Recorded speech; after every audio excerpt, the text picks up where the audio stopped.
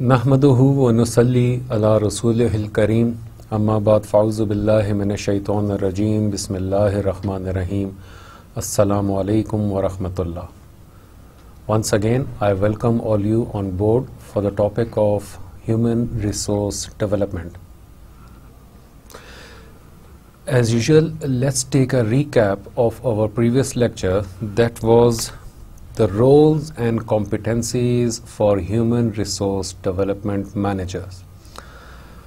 आज मैंने पिछले लेक्चर में भी कहा था कि आज आप अपने आप को as a human resource development manager के तौर पे अपने आप को देखें और अपने आप को as a human resource development professional के तौर पे अपने आप को देखें, and then you will know all about the competencies and roles that are necessary for you. The roles are a set of task related behavior. हमने इस पे बात की थी पीछे भी कि set of task related behavior, कुछ टास्क होते हैं उनके related behavior जो है that is required by you, कि आपने वो कौन कौन से टास्क के अगेंस्ट आपका बिहेवियर क्या होगा, दैट इज़ योर रोल. इसमें हमने बात की थी कि हम मूवीज़ का देखते हैं कि मूवीज़ में हम कहते हैं कि there is a specific role for this person. उस हीरो ने इस मूवी में इस चीज़ का रोल अदा किया. वो रोल जो अदा करना होता है वो set of task related behaviours होते हैं. वो बिहेवियर होता है जिसके अगेंस्ट वो रोल प्ले कर रहा होता है. उसी के साथ मैंने बताया था कि कॉम्पिटेंसी क्या होती है. कॉम्पिटेंसी होती है which is necessary to perform skill, knowledge, ability. That is a four legged thing. वो फोर लेगेड चीज़ होती है which is necessary to perform that role.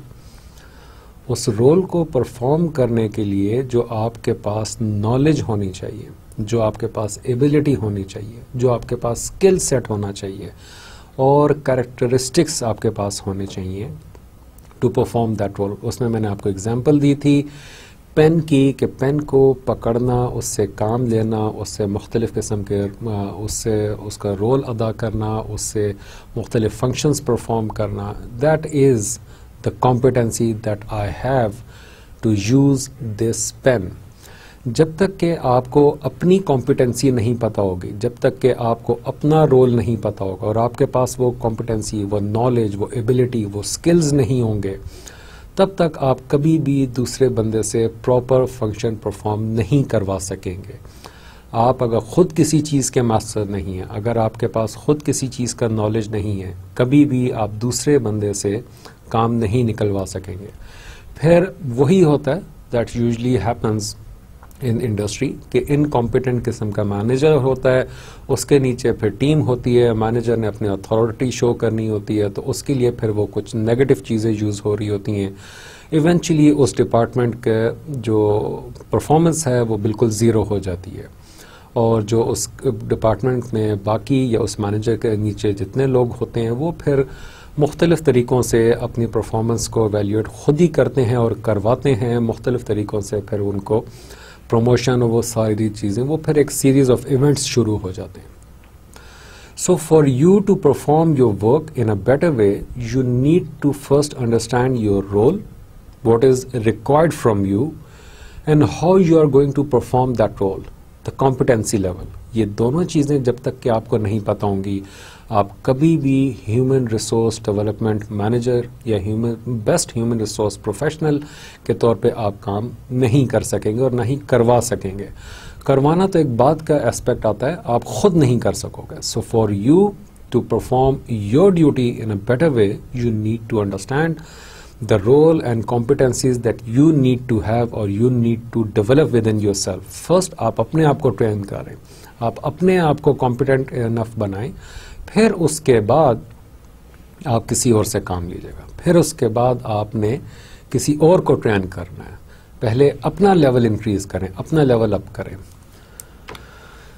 Then we spoke about the role of senior executives in human resource development or human resource department.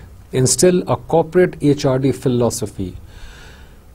Senior executive को मैंने यहाँ से हटा के मैंने थोड़ी देर के लिए लीडर का एक वर्ड यूज़ किया था उस वक्त, और वो यही था कि लीडर कौन होता है। Leader always have a specific ideology, always have a specific philosophy. उसमें हमने नबी करीम सल्लल्लाहु अलैहि वसल्लम की हमने एग्जाम्पल पिक की थी कि उनके पास अल्लाह ताला ने उनको एक फिलॉसफी, एक आइडियोलॉजी दे के भेजा था।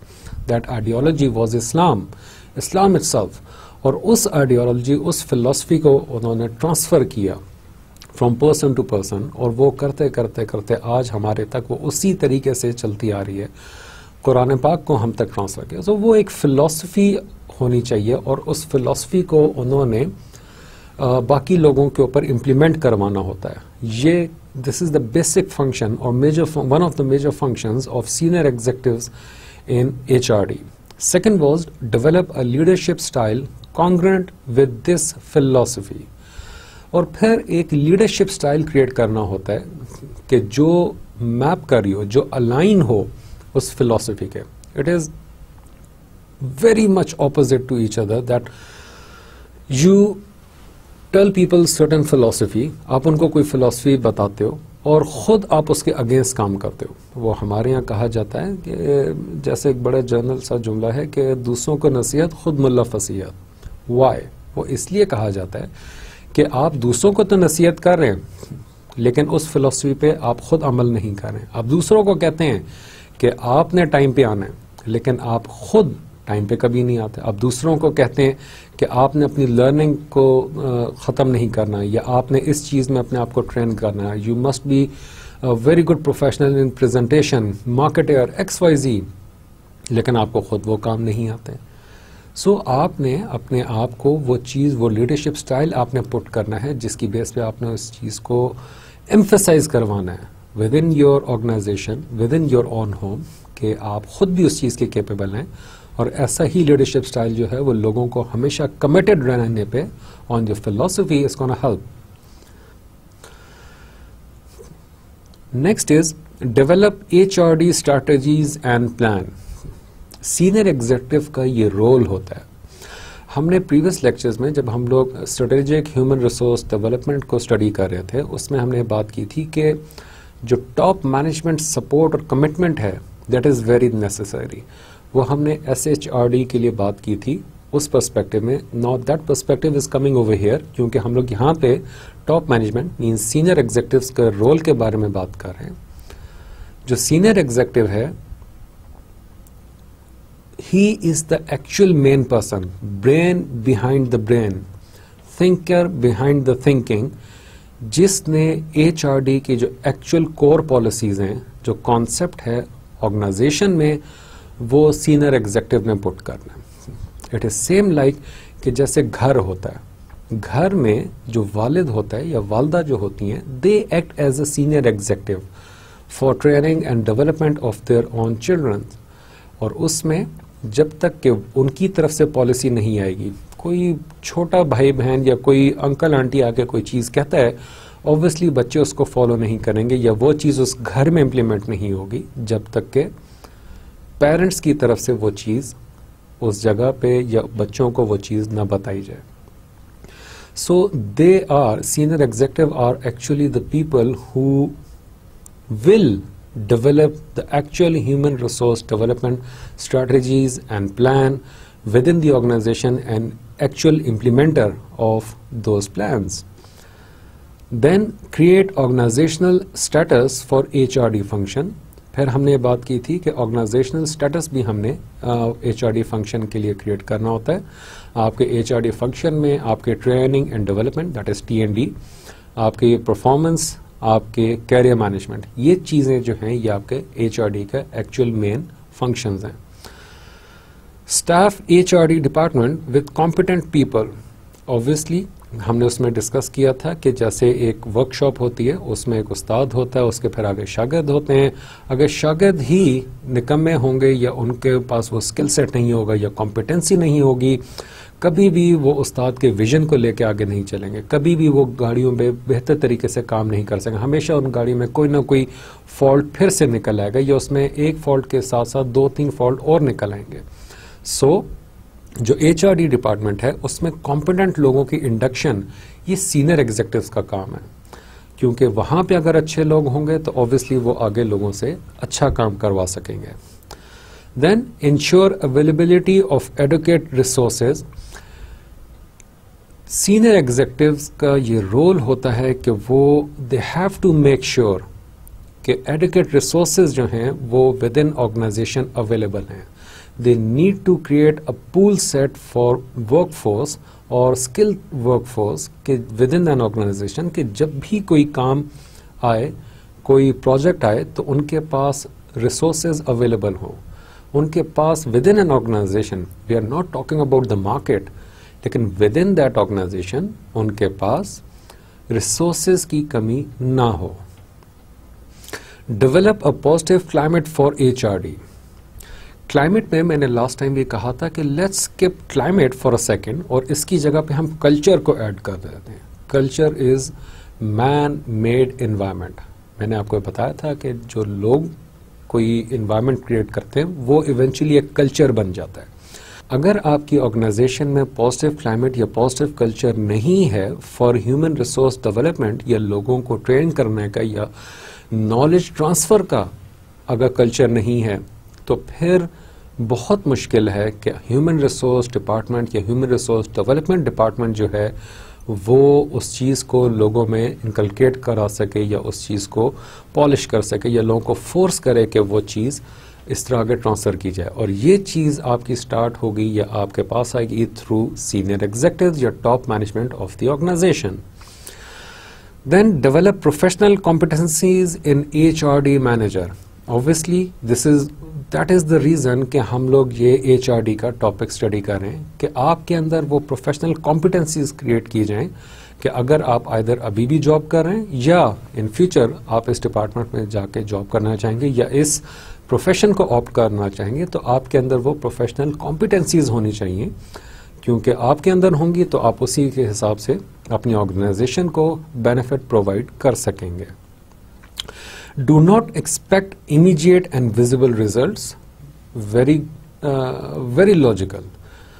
सीनियर एग्जीक्यूटिव्स जब ये प्लान डेवलप करते हैं तो उनके जहन में एक चीज़ होती है, कॉज दे ऑलवेज इन हरी। उनके जहन में शायद ये होता है कि हमें फौरन उसका रिजल्ट मिल जाएगा। नो, सीनियर एग्जीक्यूटिव्स को ये चीज़ समझनी होगी या उनको चीज़ बतानी होगी या उनको ये चीज़ पता भी हो सकती है कि रिजल्ट एकदम से नहीं इसका मिलेगा।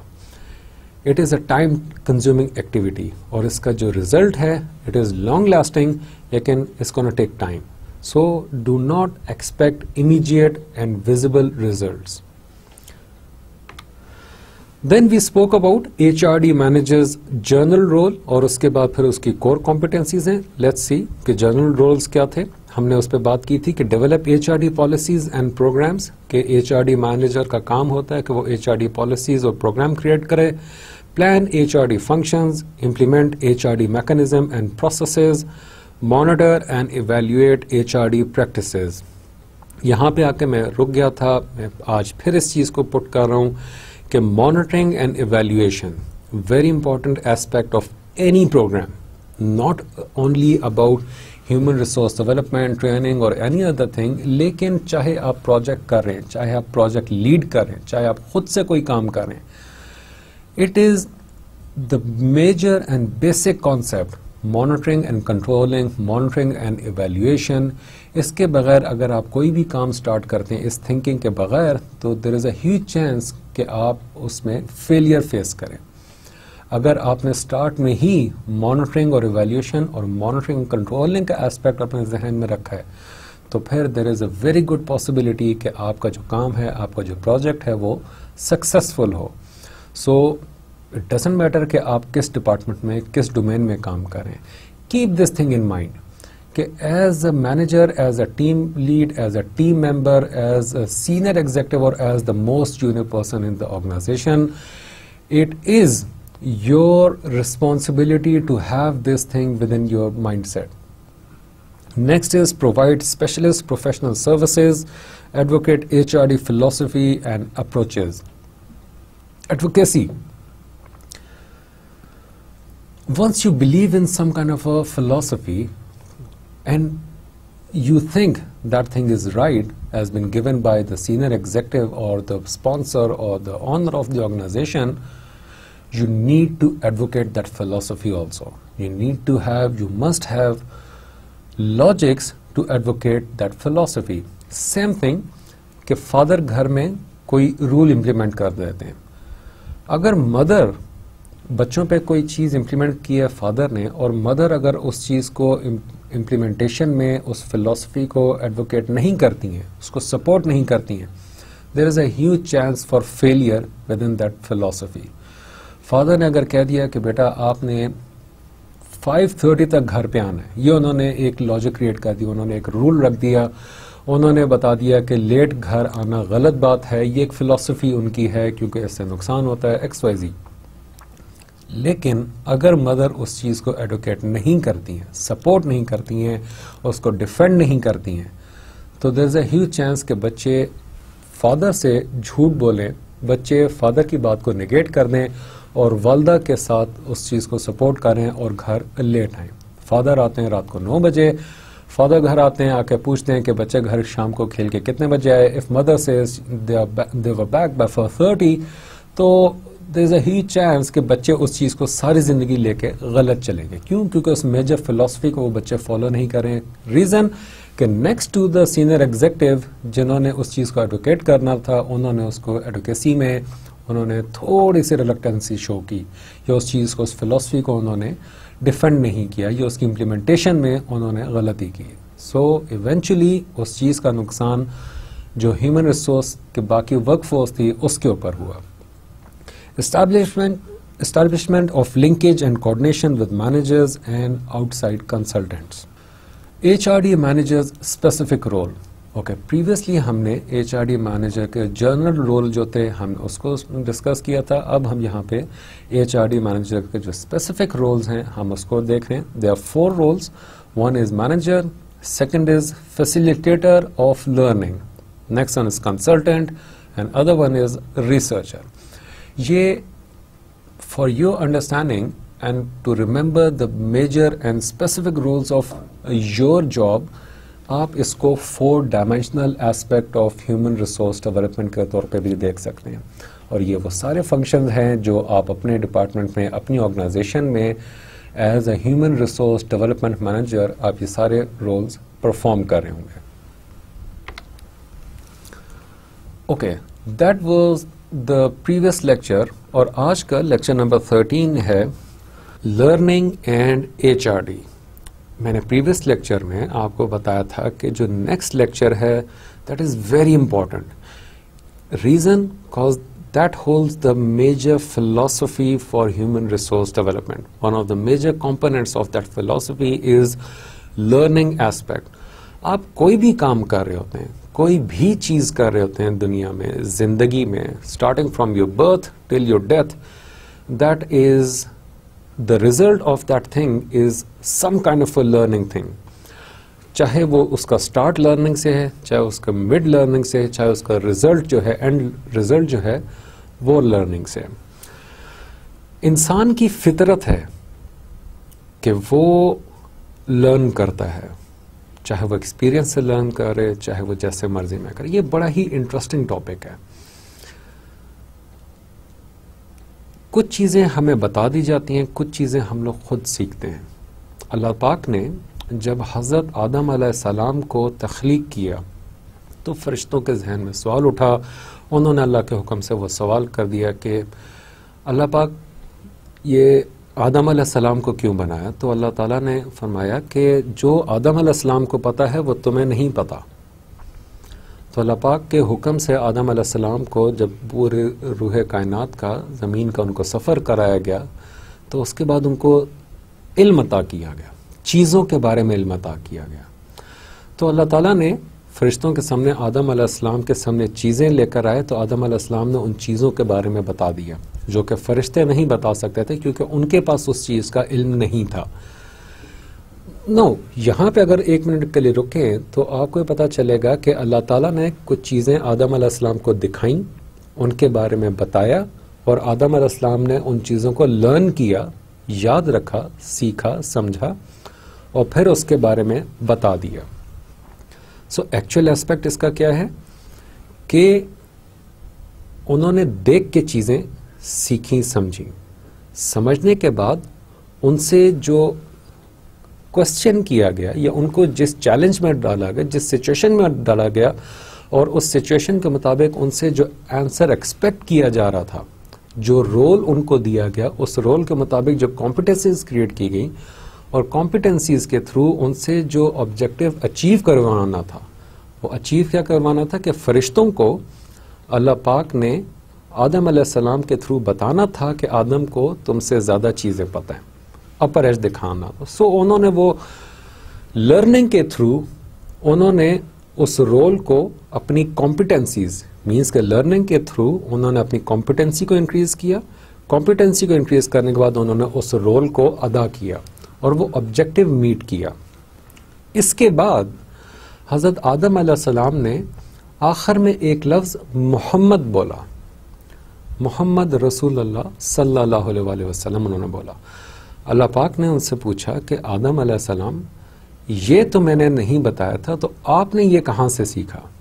तो आदम अलैहिस्सलाम ने बताया कि या अल्लाह पाक, तेरे अर्श पे तेरे नाम के साथ जिसका नाम लिखा है वो यकीनन कोई ऐसी चीज़ है कि जो तुझे बहुत महबूब है। तो अल्लाह पाक बड़े खुश हुए और फिर फरिश्तों को कहा कि देखो, इसलिए मैंने आदम को तख्लीक किया। अगर इस सारे वाक़े रवायत को आप ज़रा थोड़ा गौर से समझें, मेरे लिए ये बहुत बड़ा एक पॉइंट था, क्योंकि learning is the major aspect of our life. इसकी बेस के ऊपर हमारी सारी ज़िंदगी डिपेंड करती है।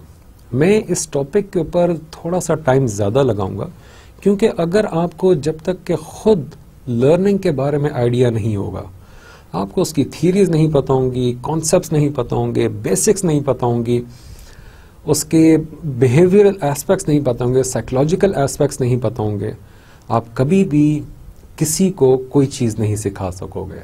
If you want other person to learn something out of you, तो उसके लिए आपको उसका लेवल समझना होगा, और लेवल समझने के लिए आपको ये लर्निंग की थीरी सारी पता होनी चाहिए।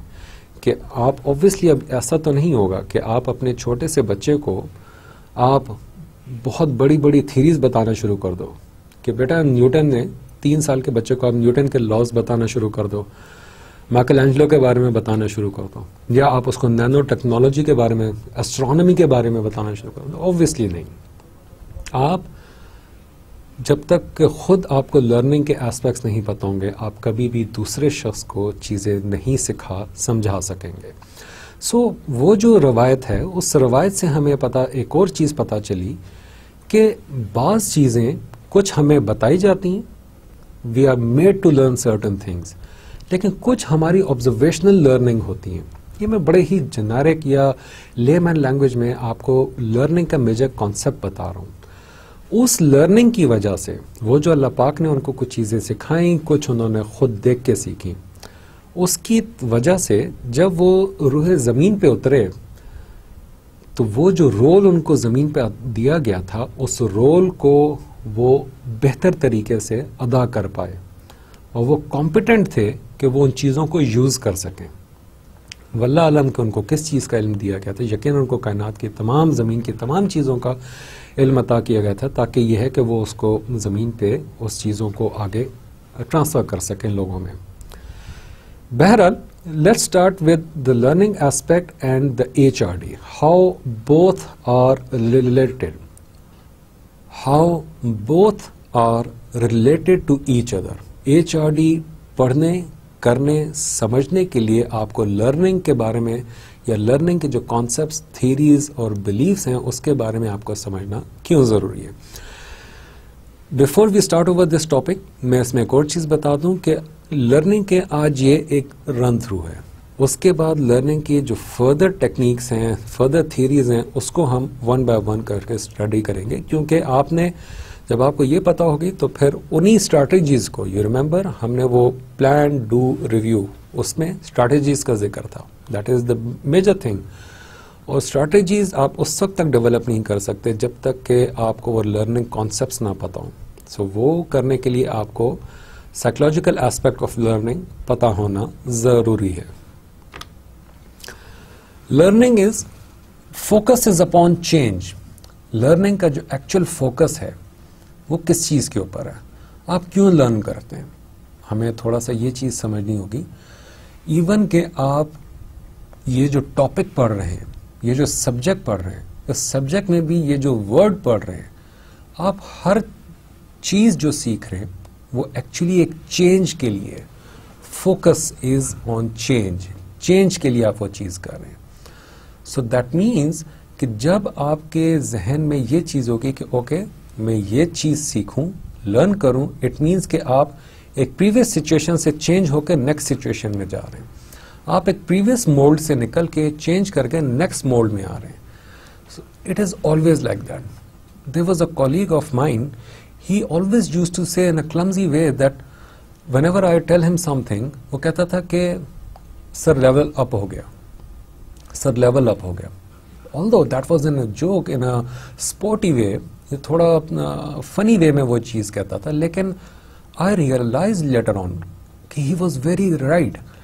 जब भी आप कोई चीज़ सीखते हो और वो चीज़ आपको प्रीवियस सिचुएशन से एक लेवल ऊपर कर देती है, वो चीज़ सीख लेते हो, नेक्स्ट चीज़ पे जब जाते हैं तो एक लेवल फिर अप हो जाता है। जब उससे नेक्स्ट चीज़ सीखते हैं तो फिर आपका इसी तरह लेवल अप होता जाता है। सेम लाइक कि आपने क्लास 1 में एडमिशन लिया और उसके बाद आप एग्जीक्यूटिव MBA कर रहे हैं, सो वो आपका हर लेवल चेंज हो रहा है with the passage of time. So the focus is upon change. Learning का मेजर कॉन्सेप्ट ये है, जहन में रखिएगा। Change must be long lasting, very true and very good aspect.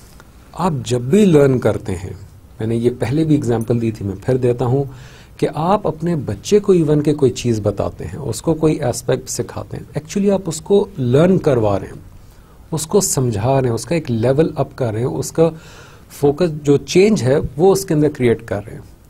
So obviously आप वो चेंज ये नहीं चाहेंगे कि आपने अगर बच्चे को नमाज पढ़ना सिखा दी, उसको टाइम का बता दिया, वज़ू का तरीका बता दिया, सारी चीज़ें, और उस चीज़ के ऊपर उसको पुट किया कि हाँ इस फिलॉसफी को फॉलो करना है।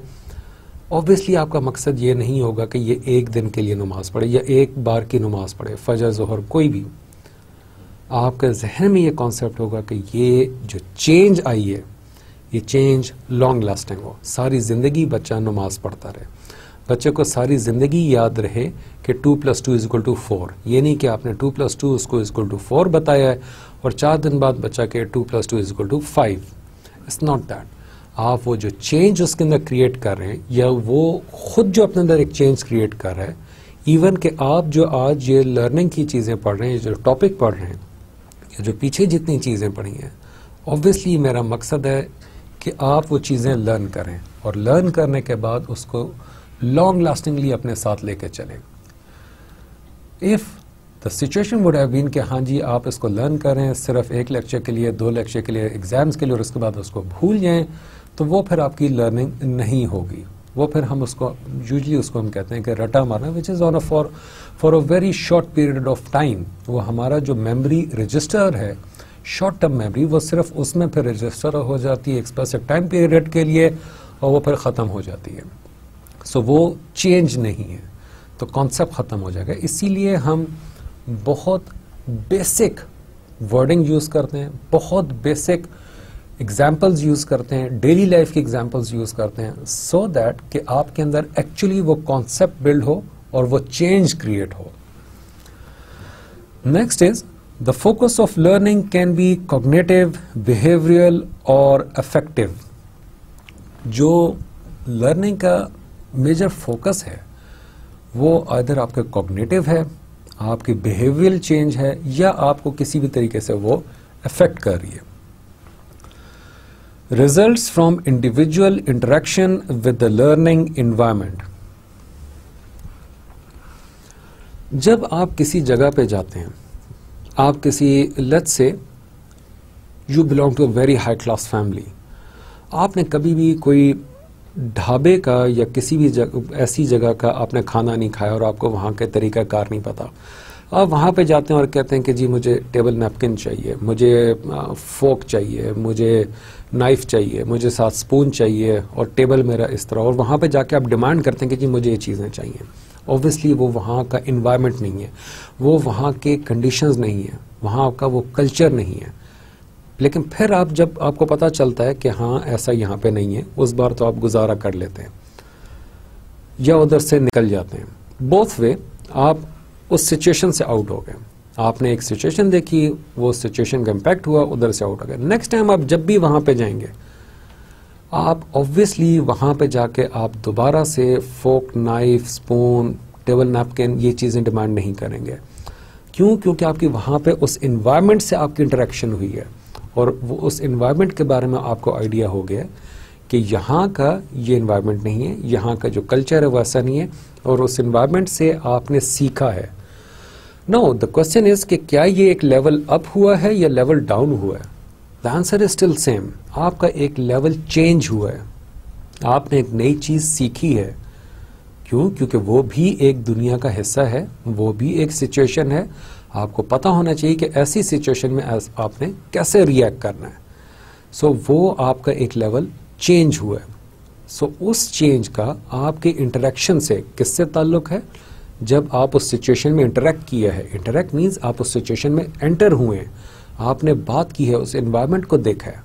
So that interaction actually helps you make that change with in your self, और आपने वो सारी चीज़ें उस सिचुएशन के मुताबिक आपने सीखी हैं। So that is the major और बेसिक कॉन्सेप्ट और डेफिनेशन ऑफ लर्निंग। इस लर्निंग का आपको HRD से क्या ताल्लुक, या आपने ये सारी चीज़ें अगर हम HRD के लिहाज से सीखें, HRD के लिहाज से इसको मैप करें, तो ये चीज़ें आपको क्यों पता होनी चाहिए? You being, let's say you are HRD manager, तो आपको ये चीज़ें क्यों पता होनी चाहिए? रीज़न इज़ कि आपको अगर ये सारे एस्पेक्ट लर्निंग के नहीं पता होंगे, आप किस बेस पे एम्प्लॉयज़ के लिए ट्रेनिंग डिज़ाइन करेंगे? एक आपका ह्यूमन रिसोर्स है टेक्निकल डिपार्टमेंट का कि जिसको जावा की ट्रेनिंग चाहिए, आप उसको उठा के फाइनेंस की ट्रेनिंग में बिठा देते हैं, व्हाट्स द यूज़? या आप उसको उठा के इस्लामियात के सब्जेक्ट में बिठा देते हैं, व्हाट्स द नीड? ठीक है, वो उसके पर्सनल लाइफ के लिए शायद बेहतर होगा, लेकिन क्या वो उसको उसके प्रोफेशनल लाइफ में हेल्प करेगा? आपको अगर लर्निंग का नहीं पता कि लोग किस तरीके से चीज़ें सीखते हैं, बच्चे को आपने किस तरीके से ABCD सिखानी है, क्या वो कलरफुल चीज़ें अट्रैक्ट करती हैं, इंसान का माइंडसेट उसकी तरफ जाता है, वो उसकी अट्रैक्शन, उसके नज़र उसकी तरफ जाती है, उसका फोकस उस चीज़ के ऊपर क्रिएट होता है। अगर आप उसको हर चीज़ ब्लैक ब्लैक ब्लैक करके दिखा दें, A black, B black, C black, D black, उसके लिए सीखना बहुत मुश्किल हो जाएगा, कभी भी वो सीख नहीं सकेगा। आप उसको मार मार के उसको शायद रट्टा लगवा लेंगे, लेकिन उसका जो साइकोलॉजिकल एस्पेक्ट है माइंड का, वो बहुत श्रिंक हो जाएगा और कभी वो सीखेगा नहीं, वो समझेगा नहीं। सो कॉन्सेप्ट बिल्ड करने के लिए आपको लर्निंग कॉन्सेप्ट पता हो कि लोग किस बेस पे चीज़ें लर्न करते हैं। मैं यहाँ पे बड़े ही हाई टेक किस्म के वर्ड्स बोलना शुरू कर दूँ, बहुत ही ब्रिटिश एक्सेंट में आपसे बात करना शुरू कर दूँ, या स्कॉटिश या वेलिश एक्सेंट में आपसे इंग्लिश में बात करूँ, ऑब्वियसली आप शायद फॉर फ्यू सेकेंड्स इम्प्रेस ज़रूर हो गए कि हाँ ये एक्सेंट बड़ा अच्छा है, लेकिन आप कभी भी मुझसे सीखोगे नहीं। सो सीखने के लिए और सिखाने के लिए ये जो आपका एक लेवल का एस्पेक्ट होता है, दूसरे की साइकोलॉजी का जो एस्पेक्ट होता है, ये बहुत ज़रूरी होता है। मैंने अगर ये सारे प्रोग्राम आपके लिए क्रिएट किए, एग्जांपल दे रहा हूँ, मैंने क्रिएट किए हैं, या मैं ये आपको समझाने के लिए जो पूरी एक लॉजिक क्रिएट करता हूँ, डाउनवर्ड पिरामिड्स, वो लॉजिक सिर्फ इसलिए है because I know the human psychology के इंसान किस तरीके से चीज़ों को आसानी से समझता है, किस तरीके से कलरफुल चीज़ें हों तो उसको ज़्यादा समझ आएगी, या उसको बाकायदा पूरे एक थ्योरेटिकल अप्रोच उसको दी जाए, एक लाइफ लॉन्ग एग्जाम्पल्स उसको दी जाएं, या डेली लाइफ की एग्जाम्पल्स उनको दी जाएं, तो वो उस चीज़ को ज़्यादा बेहतर तरीके से समझेंगे। मेरा मकसद क्या है? आपको समझाना, टू मेक यू लर्न। सो अगर यहाँ पे मैंने बिल्कुल ब्लैक स्लाइड्स बनाई हो, यहाँ पे कलर स्कीम डिफरेंट रखी हो, वर्ड्स बहुत ही टेक्निकल यूज करूं, इंग्लिश बिल्कुल स्कॉटिश या वेलिश इंग्लिश यूज करूं, जार्गन्स कॉन्टिन्यूसली यूज कर रहा हूं, एग्जाम्पल्स आपको एस्ट्रोनॉमी की दे रहा हूं, तो नहीं, आप कभी भी नहीं समझोगे। क्यों? क्योंकि वो लेवल चेंज नहीं हो रहा, वो चेंज क्रिएट करनी है। और जब तक कि आपके अंदर वो एम्फेसिस नहीं होगा उस चेंज क्रिएट करने का, तब तक आप उस चीज को कभी भी अडॉप्ट नहीं करोगे। आज आप अडॉप्ट करोगे, कल आप घर में जाके बेहतर तरीके से परफॉर्म कर सकोगे, नेक्स्ट डे आप ऑफिस में जाके बेहतर तरीके से परफॉर्म कर सकोगे। So it is very necessary for you to learn the aspect of learning. Now what are the learning outcomes of learning? मैं इसको इस तरह कहूंगा, ठीक है।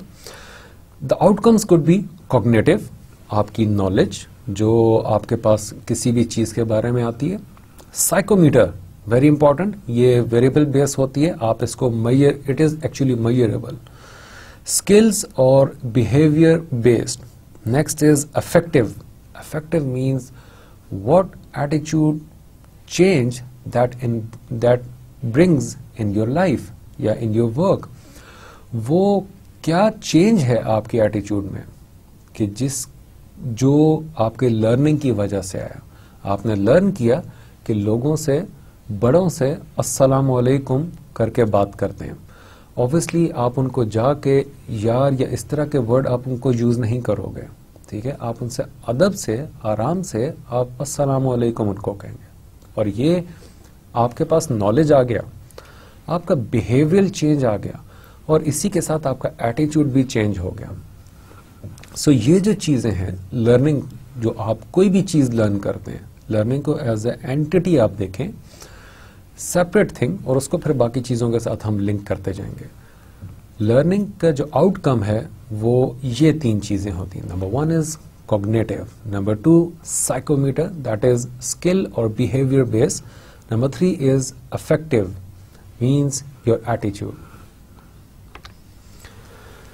Basic learning principles are contiguity. Things taught together become associated with each other. Things taught together becomes associated with each other. जो चीजें सिखाई जा रही हैं आपको, let's say कि मैं आपको ए के साथ बी सिखा रहा हूँ, बी के साथ सी सिखा रहा हूँ, या मैंने आपको पहले ए सिखाया, उसके बाद मैंने आपको बी सिखाया, बी के बाद मैंने आपको सी सिखाया। सो ये एक आपके अंदर सीक्वेंस बन जाएगा। आप ये नहीं कहोगे कि बी सी ए या सी बी ए, आपको पता होगा कि ए के बाद बी आता है, बी के बाद सी आता है, और वो सारी चीजें आपस में एसोसिएट हो जाती हैं। This association and linkage is very important. Again ये सारी बातें मैं ह्यूमन साइकोलॉजी के लिहाज से बात करूंगा, क्योंकि जितना बेहतर आपको ह्यूमन साइकोलॉजी का पता होगा, उतना ही बेहतर तरीके से आप अपने काम को कर सकेंगे। हमारे जो बड़े बुजुर्ग थे, या बुजुर्ग हमारे घरों में जो होते थे, वो उनके पास शायद आजकल के ज़माने का उनके पास नॉलेज नहीं है। उनको ये नहीं पता कि हाँ फेसबुक कैसे ऑपरेट किया जाता है, उनको ये नहीं पता कि हाँ व्हाट्सएप पे क्या होता है, या वाइबर क्या चीज़ है। जो गांव में हमारे दादा दादी, नाना नानी, बूढ़े बुजुर्ग जो हैं, लेकिन आप उनकी जो नज़र है ना, उनकी जो सोच है, या उनकी जो स्ट्रैटेजीज हैं, ट्रस्ट मी, मैं उनको बीट नहीं कर सकता। उनको नहीं आप पीछे छोड़ सकते। पॉलिटिक्स उनसे बेहतर कोई नहीं जानती इन अ पॉजिटिव वे। पॉलिटिक्स या फैमिली को इकट्ठा रखना, या वो डिवीजन, वो सारी चीजें उनसे बेहतर कोई नहीं होता। उन्होंने कोई मैनेजमेंट स्कूल अटेंड नहीं किया, उन्होंने कोई साइकोलॉजिकल क्लासेस अटेंड नहीं की, उन्होंने ये HRD के लेसन्स नहीं लिए, तो फिर उनको कहाँ से ये चीजें पता है? फिर उन्होंने ये कहाँ से चीजें सीखी हैं? उनको कैसे पता चल जाता है कि वो दूर से बच्चे को आते हुए देखते हैं तो वो कहते हैं कि इसको जो है बड़े होकर फौज में भर्ती करवाना, दूसरे को देख के कहते हैं कि इसको बड़े होकर डॉक्टर बनवाना, तीसरे को देख के कहते हैं कि इसको बड़े होकर वकील बनवाना। क्यों? कैसे? वो कौन सा नॉलेज है, वो कौन से साइकोलॉजिकल एस्पेक्ट्स हैं कि जिसकी बेस पे उनको ये चीजें पता चल जाती हैं? उन्होंने ये चीजें कैसे सीखी, कैसे लर्न की? वो सेट ऑफ थिंग्स होती हैं, वो सेट ऑफ बिहेवियर्स होते हैं। सो ये कॉन्टिन्यूटी जो है, that is things taught together become associated with each other. जो चीज़ें इकट्ठी सिखाई जाती हैं वो एक दूसरे के साथ एसोसिएट हो जाती हैं, और ये ट्रेनिंग का एक मेजर एस्पेक्ट होता है कि आपने ये जो लिंकेज क्रिएट करना है, ये जो लिंक क्रिएट करना है, ये आप कैसे करोगे? क्या आप उनको सेपरेट एंटिटी के तौर पर सिखा रहे हो या आप उनका लिंक भी बीच में क्रिएट कर रहे हो? Even so and so right now मैं लर्निंग और HRD इन दोनों चीजों का एक लिंक क्रिएट कर रहा हूं इस वक्त आपके सामने। If I would have been teaching you learning as a separate entity, and then in the end I would have said, okay, that is why it is important to know about learning because you want to work in HRD. उसका कोई फायदा नहीं होता। The actual aspect is कि दोनों चीजों को साथ एसोसिएट कर रहा हूं, दोनों चीजों का आपस में लिंक क्रिएट कर रहा हूं। अब आपको समझ आएगा कि लर्निंग और HRD इंपॉर्टेंट क्यों है, बिकॉज कॉन्टिग्यूटी, और ये बेसिक प्रिंसिपल्स हैं for learning. Next is law of effect. A behaviour followed by pleasurable experience is likely to be repeated. इस वर्ड को समझें, लॉ ऑफ इफेक्ट। आपके ऊपर इफेक्ट क्या पड़ता है उस चीज का? Behaviour followed by pleasurable experience. एक प्लेजरेबल एक्सपीरियंस है, उसके बाद का जो आपका बिहेवियर है that is likely to be repeated. Next is practice. Repetition increases association and knowledge. There is a question for you guys, is it necessary that you practice something and then you create something out of it? Or you learn something out of it? Is it necessary? ये question है आपके लिए, इसको आपस में discuss कीजिएगा। Think of journal scenarios, बिल्कुल ले मैन लैंग्वेज में एक दूसरे के साथ, बिल्कुल जर्नल सी एग्जाम्पल्स के साथ। Don't create any high tech और हाई इंडस्ट्री एक्सपीरियंस और नॉलेज, लेकिन बहुत ही जर्नलाइज एस्पेक्ट में इस चीज को आपस में डिस्कस कीजिएगा। इसका आंसर मैं आगे जाके आपको दूंगा। I repeat, practice, repetition increase association and knowledge. जो रिपीटिशन है वो इंक्रीज करती है एसोसिएशन एंड नॉलेज। कहते हैं कि practice makes a man perfect. Yes, it is very true, लेकिन there are few theories which tend to negate that thing. उस चीज को निगेट भी करती है, लेकिन बहरहाल हम निगेशन की तरफ नहीं जा रहे। हम इस चीज को एक्सेप्ट कर लेते हैं कि यस, आपकी जो रेपिटेशन है, वो एक्सपीरियंस जो है वो आपको इंप्रूव करता है। Next is limitations in the forgoing. Based on strictly controlled test, lab studies, practice doesn't always make perfect. Now here comes the point. Practice कभी भी आपको perfect नहीं बनाएगी। हमेशा change and that ongoing practice will help you in becoming perfect.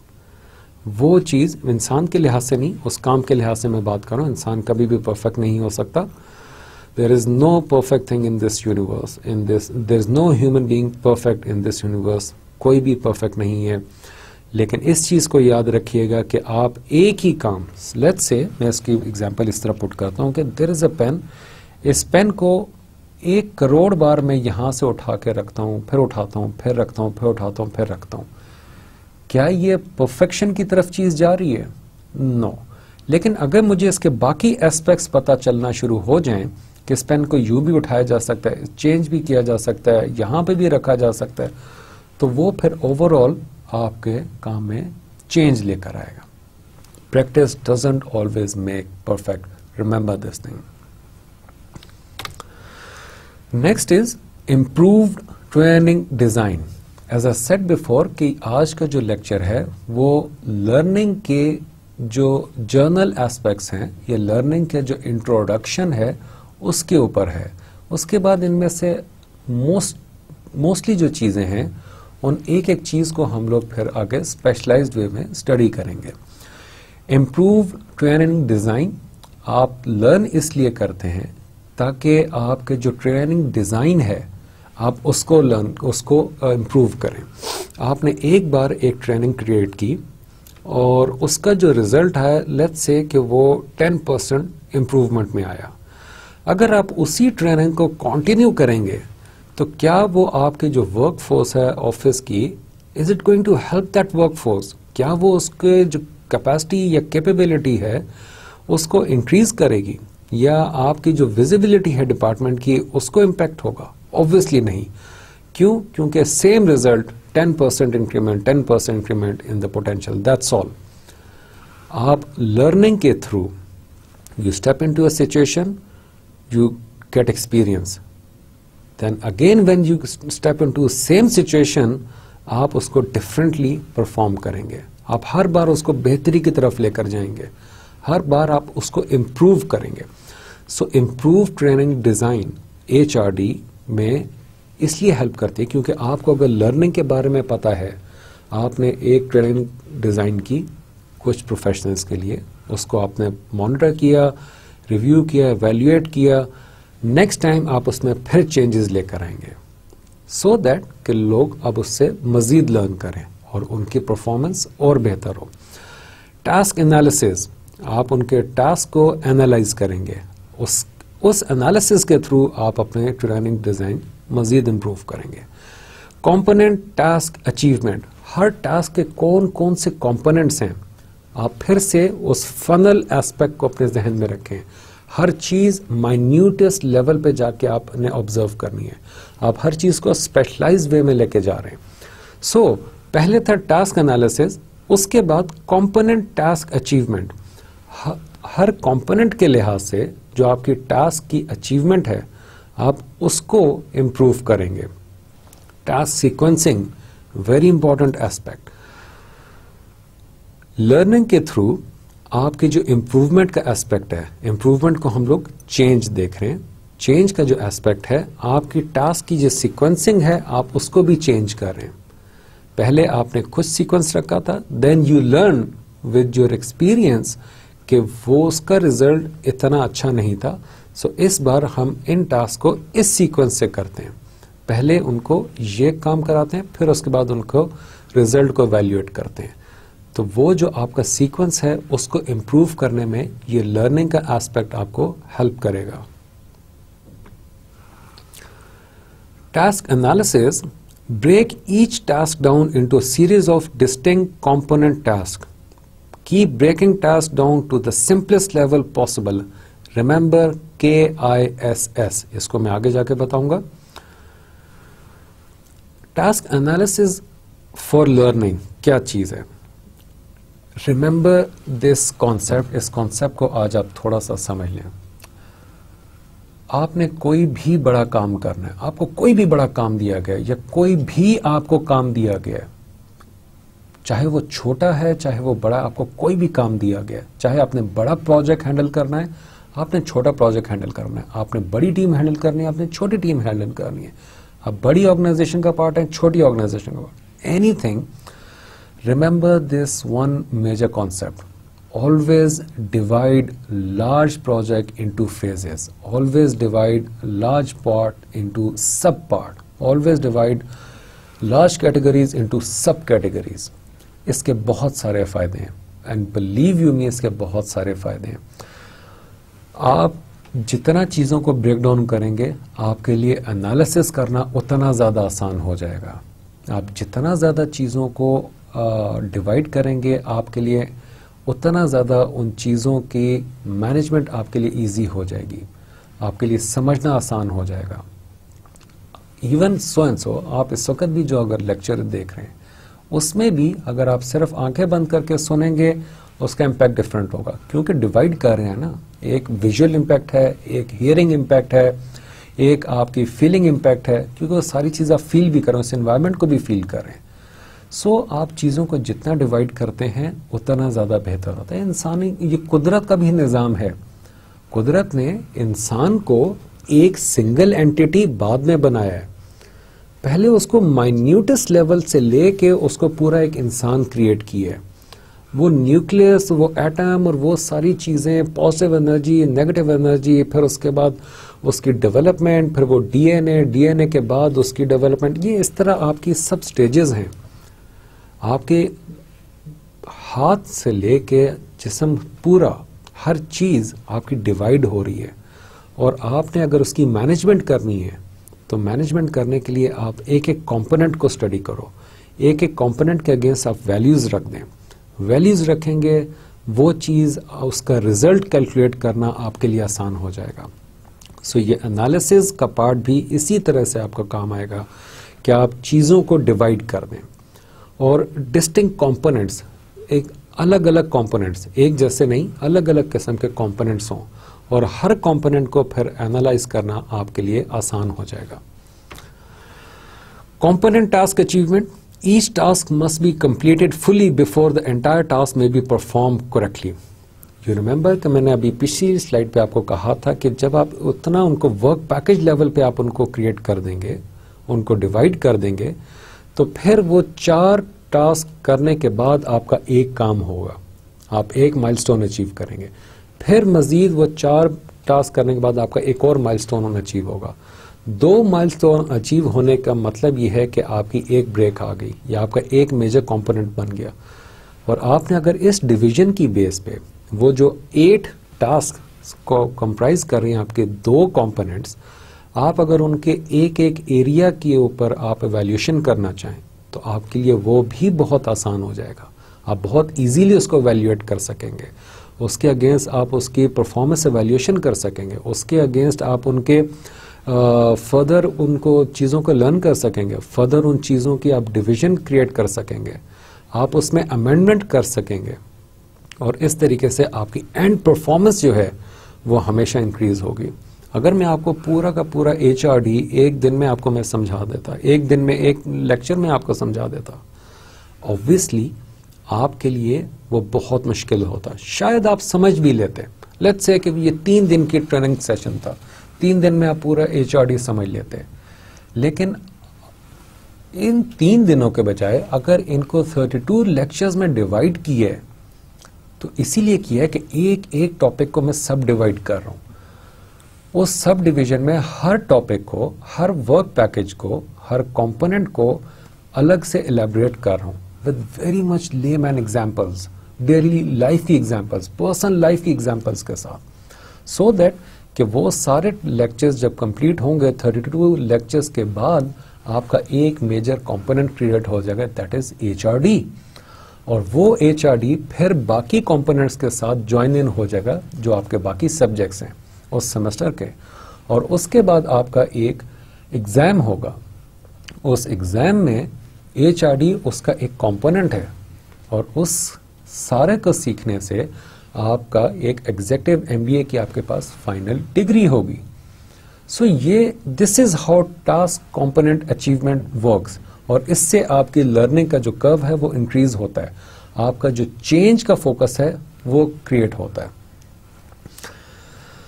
You have to specify what is to be done, under what condition, and how it is to be evaluated.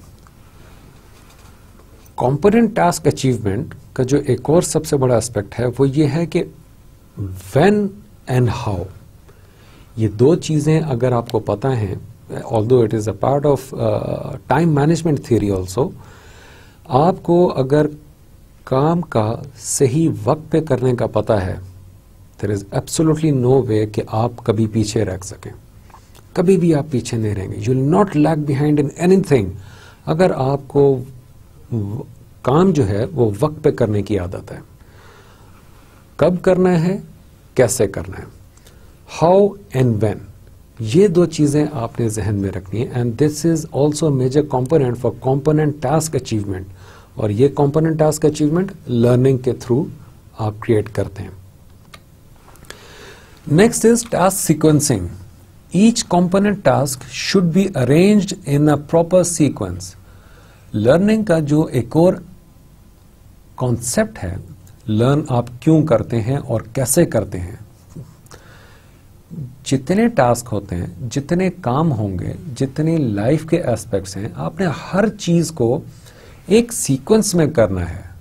It's not that obviously वो उस तरह काम नहीं होगा या उसका result वो नहीं निकलेगा। आप सुबह उठो, आप ब्रश करो, ब्रश करने के बाद आप कोई चीज़ खाएं। सुन्नत भी है और वो ये है कि जब सुबह उठें तो उठने के बाद आप चेहरे पे हाथ मलें, अच्छे से चेहरे पे हाथ मलें। उसके बाद हाथ धोए बगैर आप किसी खाने की चीज़ को हाथ मत लगाएं, ये सुन्नत है। नाउ ये जो टास्क है, क्योंकि आपने एक्चुअल टास्क क्या करना है, आपने ब्रेकफास्ट करना है। तो अगर आप ब्रेकफास्ट पहले करें और हाथ आप बाद में धोएं, obviously you are not going to learn anything out of it, obviously you are not going to achieve anything out of that practice, उल्टा नुकसान होगा।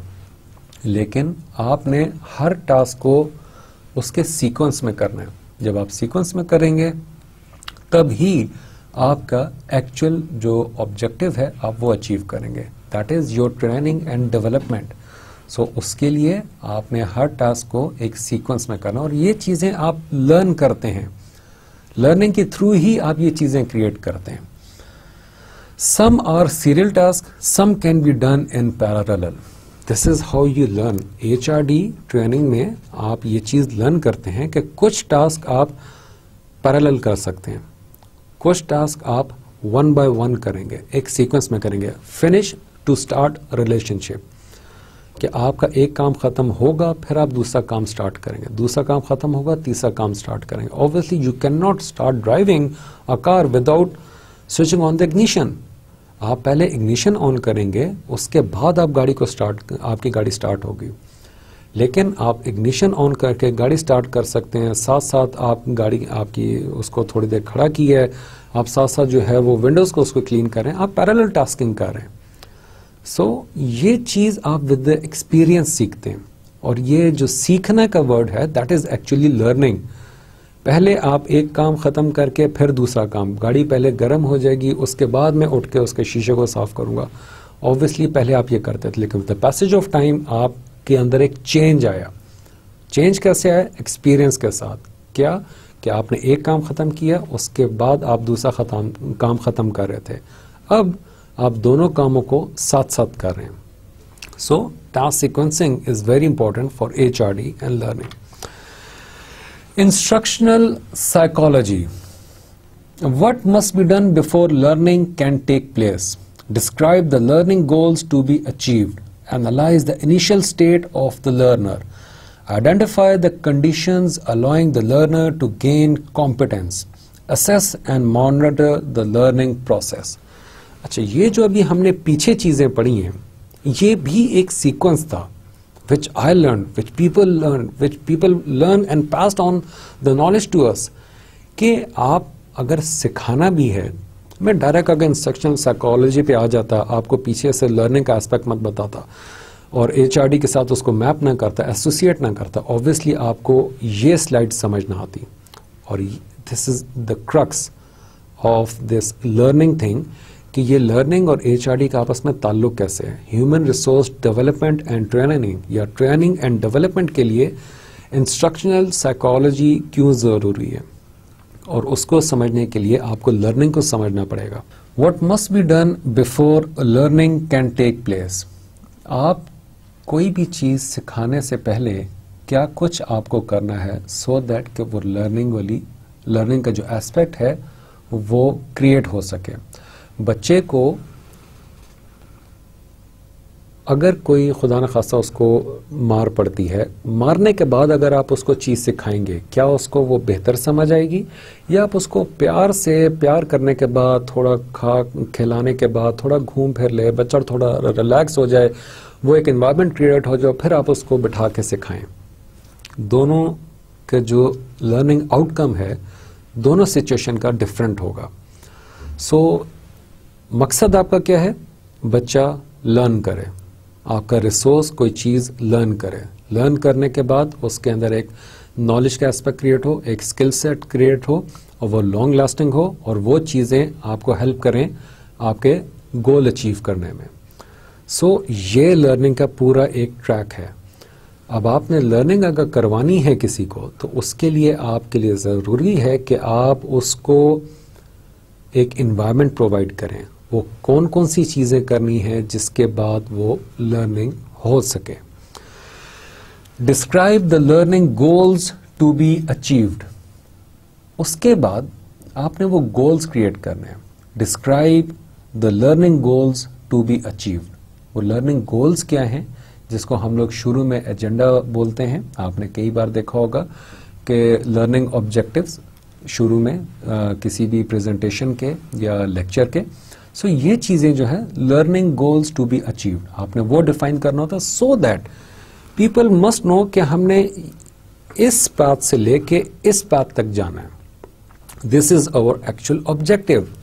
जब उनको एक ऑब्जेक्टिव, फोर्सिबल ऑब्जेक्टिव उनको नजर आ जाता है, उनको एक रिजल्ट पहले से ही नजर आता है, उनको चीज फील हो रही होती है कि हाँ यहां से यहां तक का काम हमने करना है, तो फिर वो लर्निंग का जो उनके साइकोलॉजी है वो चीज को समझने की वो और ज्यादा वाइडर हो जाती है, ओपन हो जाती है। Next is analyse the initial state of the learner. Okay, very important aspect. Again this is the psychology behind everything. आपको कोई चीज अगर किसी को सिखानी है और वो अगला इंसान अगर उस स्टेट ऑफ माइंड में नहीं है, उस कंडीशन में नहीं है, उस इनिशियल स्टेट में नहीं है लर्निंग की, ऑब्वियसली वो कभी भी लर्न नहीं कर सकेगा आपसे जो चीज आप उसको लर्न करवाना चाह रहे हैं। So for that you need to identify and analyse the current state of the learner, of the training person, of the trainee. वो सारी सिचुएशन की आपने इनिशियल स्टेट को एनालाइज करना है, फिर आपका एक्चुअल ऑब्जेक्टिव जो है वो उस लर्निंग का क्रिएट होगा। तभी आप अपने एम्प्लॉयज को उस स्पेसिफिक ट्रेनिंग से गुजार के एक स्पेसिफिक स्किल सेट प्रोवाइड कर सकेंगे। Next is identify the conditions allowing the learner to gain competence. वो कौन कौन सी कंडीशंस हैं कि जो आपके जो ट्रेनी है, उस ट्रेनिंग प्रोग्राम का जो ट्रेनी है वो गेन करेगा कॉम्पिटेंस। वो कौन कौन सी कंडीशंस हैं। आप अगर उसको धूप में बिठा के कोई एक आसान काम, मुश्किल काम करवा रहे हैं, या आप उसको एसी रूम में बिठा के एक मुश्किल काम करवा रहे हैं, दोनों कंडीशंस में फर्क है और दोनों कंडीशन का लर्निंग आउटकम भी जो है वो भी डिफरेंट होगा। Assess and monitor the learning process, very important point. चीजें डिजाइन करना इतना मुश्किल काम नहीं होता, remember this thing. If you are designing a program, if you are designing a training program for certain people, it might not be that difficult. लेकिन उस designing को एनालाइज करना और उसको मॉनिटर करना और उससे लर्न करना उस प्रोसेस में, दैट इज वेरी इंपॉर्टेंट। वो चीज आपको एक्चुअली लर्न करवाती है। अगेन आपका वो फोकस चेंज आता है, या चेंज इन फोकस आता है कि इस काम के करने का मुझे क्या फायदा हुआ, या इस काम को इन लोगों से करवाने का इनको क्या फायदा होगा। So same is the case कि आपके इस monitoring evaluation, assess monitoring evaluation का एस्पेक्ट जो है, इवन इन दिस कोर्स वो आपके क्विजेज होंगे, असाइनमेंट्स होंगी। ये उसका एक प्रोसेस है। This process going to help teacher understand कि आपने उस चीज को कितना ज्यादा बेहतर तरीके से समझा है। Maximizing learning, training, trainee characteristics, training design, transfer of training. आपने लर्निंग को मैक्सिमाइज करना है। लर्निंग ब्रैकेट में मैंने इसीलिए ट्रेनिंग का वर्ड यूज किया है क्योंकि हम लोग जर्नल लर्निंग नहीं आज पढ़ रहे, because this is introduction to learning. हम लोग इस वक्त एसोसिएट कर रहे हैं लर्निंग और HRD को। सो HRD का जो ट्रेनिंग का एस्पेक्ट है, आपने उसको मैक्सिमाइज करना है। उसका जो लर्निंग एस्पेक्ट है ट्रेनिंग का, उसको मैक्सिमाइज करना है। कैसे, कौन कौन से कैरेक्टरिस्टिक्स होंगे जिसकी बेस पे आप उसको लर्निंग एस्पेक्ट उस ट्रेनिंग का मैक्सिमाइज कर सकेंगे। Training characteristics, very important aspect. Let's put it this way, you have a training session for finance. एक फाइनेंस की आपने ट्रेनिंग सेशन रखा है फॉर नॉन फाइनेंशियल पीपल, जिनका फाइनेंस से कोई ताल्लुक नहीं है, उन्होंने फाइनेंस कभी पढ़ी नहीं है, उनके लिए आपने एक फाइनेंस की ट्रेनिंग रखी है। लेट्स से मैं उसमें जो हूँ जेनिटोरियल स्टाफ को बिठा देता हूँ, ऑफिस बॉयज़ को मैं उसमें बिठा देता हूँ, क्या उसका मैक्सिमम लर्निंग आउटकम होगा उनको या नहीं, या उस ट्रेनिंग सेशन का मैक्सिमम आउटकम होगा या नहीं? Obviously the answer is no and is going to be a big laugh out of no. क्यों? क्योंकि जो ट्रेनी हैं उस प्रोग्राम के, जिनको आप इंडक्ट कर रहे हैं, अगर उनके कैरेक्टरिस्टिक्स ही नहीं है उस ट्रेनिंग के लिए, obviously it's not going to help either of the party, चाहे वो ह्यूमन रिसोर्स डेवलपमेंट हो, ऑर्गेनाइजेशन हो, या वो एम्प्लॉई हो, दोनों में से किसी को फायदा नहीं होगा, उल्टा सिर्फ नुकसान होगा। सो जो ट्रेनी कैरेक्टरिस्टिक्स हैं, you need to learn about them कि वो किस तरह से हैं। Whenever we create any training program or we start any training program, the first thing that we do is we always analyze the trainees. पहले session के start करने से पहले जो ट्रेनी सिलेक्ट हुए होते हैं उनको सबसे पहले हम एनालाइज करते हैं कि इस कैडर के या इस कैरेक्टरिस्टिक्स के हमारे पास ये 8 ट्रेनी हैं, इनको हम क्या बहुत हाईटेक किस्म की ट्रेनिंग दें, सिखाने का तरीका बहुत लो प्रोफाइल रखें, मीडियोकर रखें, वर्ड्स किस तरह के यूज़ करने चाहिए, जार्गन्स कौन से होने चाहिए, सीक्वेंस किस तरह का होना चाहिए, सो दैट कि इन दी एंड वो ट्रेनिंग प्रोग्राम से जब निकलें तो उसका मैक्सिमाइज लर्निंग इम्पैक्ट हो उनके ऊपर। Next is training design. As I said before, अभी जो प्रीवियस एग्जाम्पल चल रही थी इसी को मैं कंटिन्यू करूँगा कि आपका जो ट्रेनिंग डिज़ाइन है वो मैक्सिमाइज लर्निंग का हो। You need to make sure और you have to make sure कि जो आप उनको लर्न करवाना चाह रहे हैं उस ट्रेनिंग के थ्रू, वो जो भी आप उनको ट्रेनिंग दे रहे हैं उस ट्रेनिंग के थ्रू आप उनको जो लर्न करवाना चाह रहे हैं उस लर्निंग का मैक्सिमम इम्पैक्ट हो उनके ऊपर, और जो उसका आउटकम है, जो स्किल सेट है, जो नॉलेज है, जो एबिलिटी है, वो सारा इंक्रीज हो। सो जब तक कि ये चीज़ें नहीं होंगी, ऑब्वियसली आप एक ट्रेनिंग सेशन कभी भी मैक्सिमाइज लर्निंग का एस्पेक्ट से क्रिएट नहीं कर सकेंगे, और कभी भी आपका जो रिसोर्सेज हैं वो कभी भी प्रॉपरली डेवलप नहीं होंगे। क्यों? क्योंकि उन्होंने वो चीज़ें लर्न नहीं की हैं। ट्रेनिंग डिज़ाइन में अगर आपने खाली थ्योरेटिकल अप्रोच रखी है, उनको कोई हैंड्स ऑन एक्सपीरियंस नहीं दे रहे, कोई टेस्ट नहीं ले रहे हैं, कोई क्विज नहीं ले रहे हैं, कोई केस स्टडीज़ नहीं है, कोई वीडियोज़ नहीं है, कोई ऑडियो विजुअल उसमें एस्पेक्ट नहीं है, कोई फन एस्पेक्ट नहीं है, और बहुत ही मंडेन किस्म की ट्रेनिंग है, ऑब्वियसली उसमें से लोगों का इंटरेस्ट ख़त्म हो जाएगा। अगर इंटरेस्ट ख़त्म होगा, लोग लर्न नहीं करेंगे, इम्पैक्ट नहीं होगा, इम्पैक्ट नहीं होगा, आपका वर्क कंप्लीट नहीं होगा, वर्क कंप्लीट नहीं होगा, आपके गोल्स अचीव नहीं होंगे, गोल्स अचीव नहीं होंगे, आपके ऑब्जेक्टिव मीट नहीं होगा, ऑब्जेक्टिव मीट नहीं होंगे, loss and loss. Now I hope you got the point कि ये जो लर्निंग एस्पेक्ट है साइकोलॉजिकली, उसको समझना क्यों ज़रूरी है। ट्रांसफ़र ऑफ ट्रेनिंग, आप ट्रांसफ़र करते हैं एक ट्रेनिंग को दूसरे एस्पेक्ट में। ये जो ट्रेनिंग ट्रांसफरेबल चीज़ जो है, it is very necessary for maximise learning. क्यों? क्योंकि अगर आप एक ही सेट को, एक ही लोगों को, कुछ लोगों को आप एक ट्रेनिंग प्रोवाइड करते जाएंगे, उसका कभी भी वाइडर स्कोप में इम्पैक्ट नहीं आएगा। You always need to make sure that your transferring of training is actually transferring of knowledge, transferring of learning aspect to other people. That is how learning and HRD are linked with each other. Now the next aspect is retention of what is learned. You remember, we provide training and development for a longer period of time. हमने ये चीज़ शुरू से discuss की है कि आप जो कुछ भी अपने एम्प्लॉयज़ को सिखा रहे हैं, आप खुद सीख रहे हैं, एज ऑफ नाउ आप जो कुछ सीख रहे हैं, you want that thing for a longer period of time. ये जो लॉन्गर पीरियड ऑफ टाइम है, चाहे वो रिसोर्सेज को ऑर्गेनाइजेशन में रखने का हो, चाहे वो कोई चीज़ सीखने का हो, इसका एक वर्ड यूज़ होता है जो हमने पहले स्टडी किया था, दैट इज़ रिटेंशन। रिटेन करना साइकोलॉजिकली क्या होता है, आप कोई भी चीज़ लर्न करते हैं, आपको कैसे पता है कि अभी भी 2 + 2 = 4?